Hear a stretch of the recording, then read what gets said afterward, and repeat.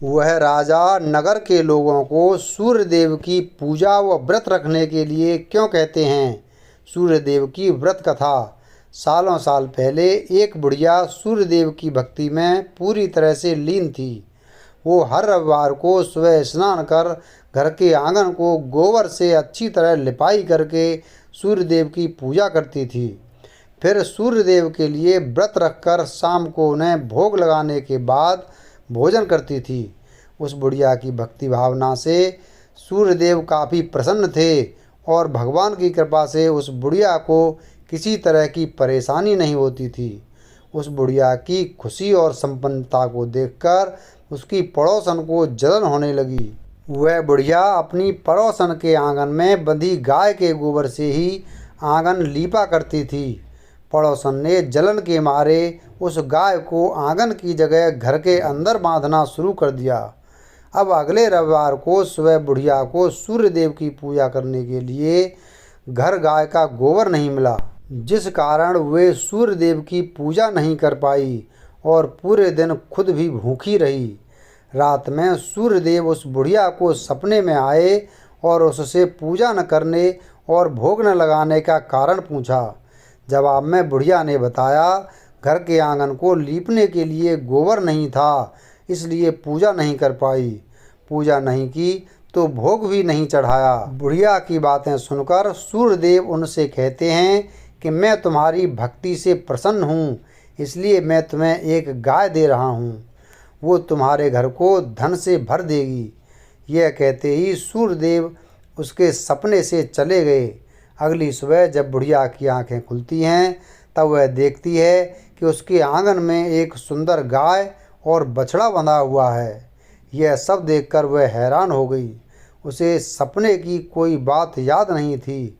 इसे उसने सूर्यदेव की कृपा समझा और गाय को चारा देने लगी। बुढ़िया के आंगन में सुंदर गाय और बछड़े को देखकर पड़ोसन की जलन बढ़ गई। कुछ देर बाद जब बुढ़िया घर के अंदर जाती है तो गाय सोने का गोबर करती है। यह देखकर पड़ोसन चौंक जाती है और उस गोबर को उठाकर अपने घर ले आती है और अपने गाय के गोबर को उसके आंगन में रख देती है। यह सिलसिला कुछ दिनों तक चलता रहा और वो पड़ोसन धनवान हो गई। इधर बुढ़िया को किसी बात की खबर नहीं थी, क्योंकि वो सूर्यदेव की भक्ति में ही खोई रहती थी। उधर सूर्यदेव को उस महिला की हरकतों पर काफ़ी गुस्सा आता है। उनके गुस्से के कारण धूप काफ़ी बढ़ जाती है, जिस कारण बुढ़िया गाय और उसके बछड़े को घर के अंदर बांध देती है। उसी रात आंधी चलने लगती है, इसलिए वह गाय और बछड़े को आंगन में नहीं निकालती। रात भर गाय घर के अंदर ही बंधी रही।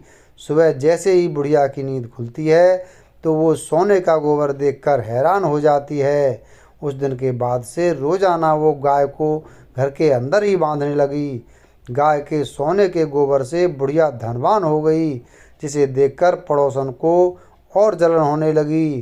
पड़ोसन ने जलन के मारे सोने का गोबर देने वाली गाय के बारे में उस नगर के राजा को बता दिया। राजा को जैसे ही सोने का गोबर देने वाली गाय का पता चला तो उन्होंने तुरंत सैनिकों को भेजकर उसे महल लाने के लिए कहा। जब सैनिक बुढ़िया के घर पहुंचते हैं तब वह सूर्यदेव को भोग लगाकर खुद भोजन करने के लिए निवाला उठाने ही वाली थी कि तभी सैनिक गाय और बछड़े की रस्सी खोलकर उन्हें अपने साथ ले जाते हैं।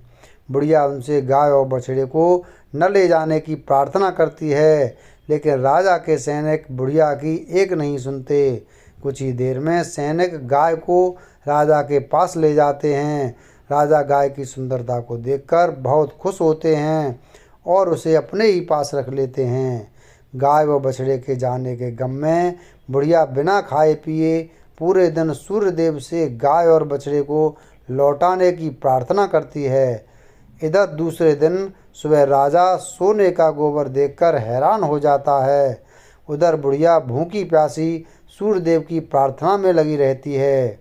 बुढ़िया की तकलीफ देखकर सूर्यदेव अगली रात राजा के सपने में आकर कहते हैं कि अगर तुमने इस गाय और बछड़े को नहीं लौटाया तो तुम्हारे राज्य पर संकट आ जाएगा, तुम्हारी धन संपत्ति सब नष्ट हो जाएगी।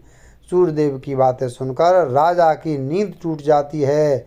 दूसरे दिन सुबह वो बुढ़िया को गाय और बछड़ा लौटा देते हैं, साथ ही उसे कुछ धन भी देते हैं और उसकी पड़ोसन को सजा देते हैं। सूर्यदेव की इस चमत्कारी गाय और बुढ़िया पर उनकी कृपा को देखकर राजा पूरे नगर के लोगों को हर रविवार सूर्यदेव की पूजा करके व्रत रखने के लिए कहते हैं। तभी से ही रविवार के व्रत का चलन शुरू हुआ और राजा के पूरे राज्य में खुशियां ही खुशियां छा गईं।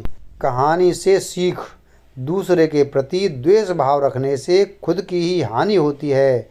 जीवन में जितना हो सके सामने वालों की मदद करना सीखिए।